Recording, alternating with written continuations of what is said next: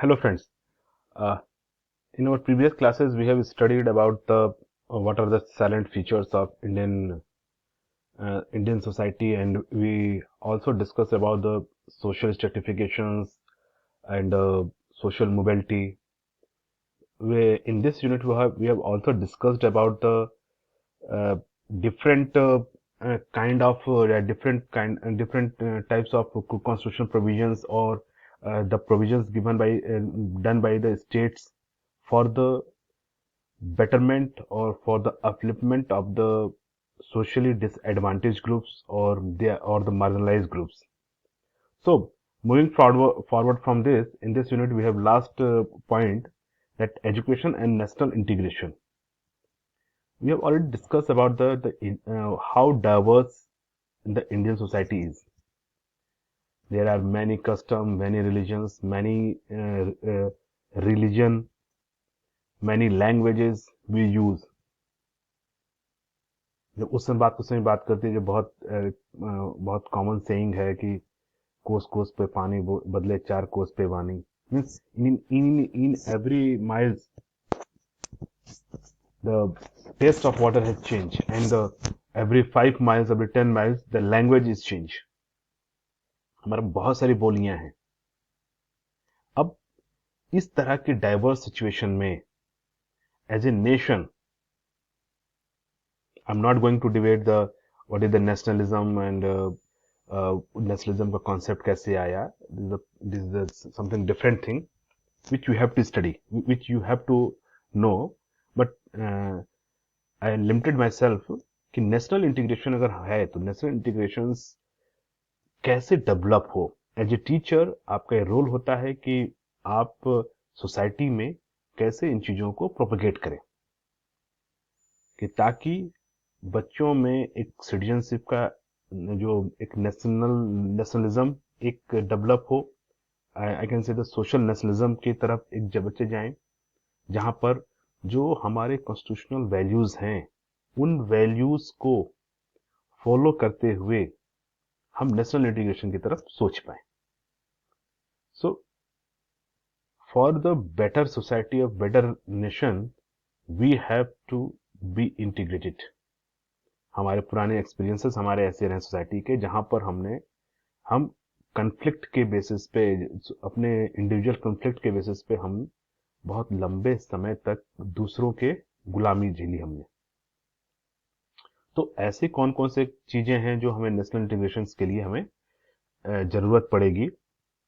So the जो भी चीजें हैं, चाहे वो डिफरेंट इन कास्ट हो, linguistic religious diversity, religion diversity, regional diversity और कम्युनिटी इमोशनल्स होते हैं, इन सब को इन सब के एक बैरियर लगाकर हम उसके बियॉन्ड देखने का प्रयास करें.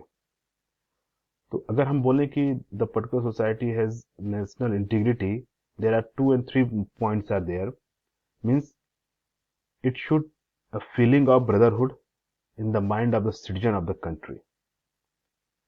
जहां सर्वधर्म संभाव सर्वजन सुखाय सर्वजन हिताय की बात करें हम. The feeling of cohesiveness, the feeling of belongingness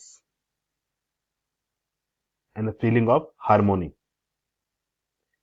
ये ऐसे कैरेक्टरिस्टिक्स हैं, जो बेसिक कैरेक्टरिस्टिक्स हैं, जो नेशनल इंटीग्रेशन अगर आप इस तरह की सोसाइटी में देखते हैं, जहां पर आपके दिल में और आपके माइंड में नेशन फर्स्ट की बात आती है, not the individual first, the nation first.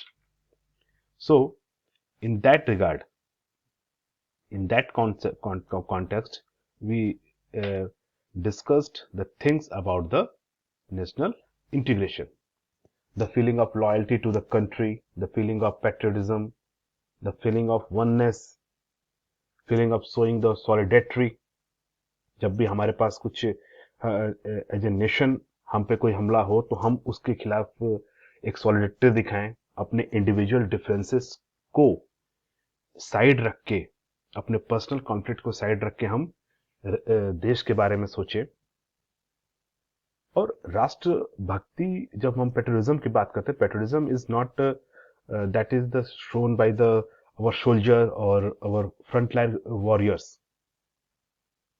The patriotism means how we obey, how we follow our constitution. ये भी पेट्रियटिज्म है. हम अपनी ड्यूटी, जो रिस्पॉन्सिबिलिटी हमें मिली है, हम कितनी ईमानदारी से उसको कर पा रहे हैं, दैट इज ऑल्सो पेट्रियटिज्म. वो देशभक्ति का ही नमूना है. तो ये सब चीजें अगर हमारे पास फीलिंग है, if you have feeling of tolerance, if you have specially tolerance with other beliefs, और वी की आई की जगह हमारे पास वी की फीलिंग हो, हम दूसरों के जो जो ऐसे हैं जो हमारे आइडियोलॉजी को न मानते हो, जिस आइडियोलॉजी को हम फॉलो कर दूसरे फॉलो ना करते हो, लेकिन आप फिर भी उसकी रिस्पेक्ट करें, उसको सुने समझें, उसको उसका स्पेस दें.